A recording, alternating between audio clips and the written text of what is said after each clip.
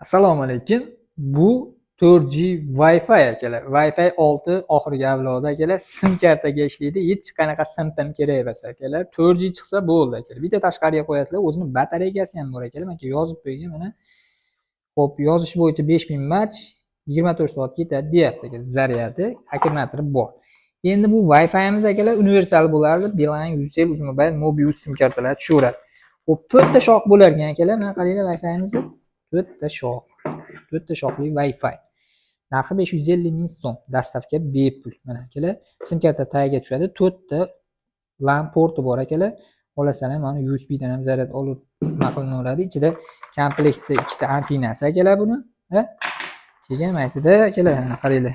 Zaryadchiga chiqyapti. 550 ming so'm. Sim karta qo'yib qo'ysak bo'ldi. Beeline, Ucell, Uzmobile, Mobius tushaveradi. Endi buni Vopkenga beryapti akalar. Sadrdan akamizga baraka qildi 550 ming so'mga. Upakovkalarni qildik. Zakolatni tashlab berishdi, chiqarib yuboryapmiz. Kimga shunaqa simsiz Wi-Fi'lar kerak bo'lsa, Telegramimizdan buyurtma beraverasizlar akalar.